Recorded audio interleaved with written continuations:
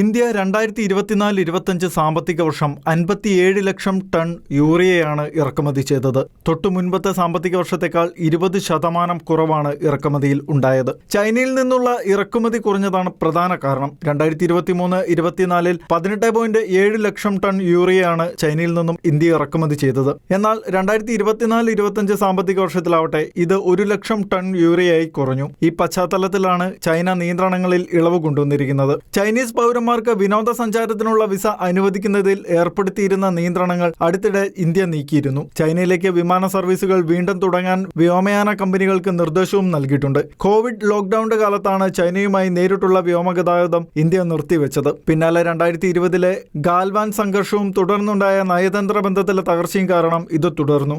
August 31 പ്രധാനമന്ത്രി Narendra Modi Shanghai corporation ഓർഗനൈസേഷന്റെ ഉച്ചകോടിയിൽ പങ്കെടുക്കാനായി ചൈനയിലേക്ക് പോകുന്നുണ്ട്. ഉച്ചകോടിക്കിടെ ചൈനീസ് പ്രസിഡന്റ് ഷീ ജിൻപിങ്ങുമായി മോദി കൂടിക്കാഴ്ച നടത്തുമെന്നാണ് വിവരം. ഗാൽവാൻ സംഘർഷത്തിന് ശേഷം 2024 ഒക്ടോബറിന് മുൻപ് എങ്ങനെയായിരുന്നോ അതേ സ്ഥിതിയിലേക്ക് സൈന്യത്തെ പിൻവലിക്കാൻ ഇരു രാജ്യങ്ങളും തീരുമാനിച്ചിരുന്നു. ചില മേഖലകളിൽ ഇനിയും ഇത് പൂർത്തിയാകാനുണ്ട്. ഈ സാഹചര്യത്തിൽ ഇരു നേതാക്കളും തമ്മിലുള്ള കൂടിക്കാഴ്ചയ്ക്ക് വലിയ പ്രാധാന്യമുണ്ട്. 2019 ശേഷം ആദ്യമായാണ് മോദി ചൈനയിലേക്ക് പോകുന്നതെന്നും പ്രത്യേകതയാണ്. ഇരു രാജ്യങ്ങളും തമ്മിലുള്ള ബന്ധം സാധാരണ നിലയിലാകുമെന്ന സൂചനകൾ അടുത്തിടെ വന്നിരുന്നു. പ്രതിരോധ മന്ത്രി രാജ്നാഥ് സിംഗ്, വിദേശകാര്യമന്ത്രി എസ് ജയശങ്കർ, ദേശീയ സുരക്ഷാ ഉപദേഷ്ടാവ് അജിത് ഡോവൽ എന്നിവർ അടുത്തിടെ ചൈന സന്ദർശിച്ചിരുന്നു.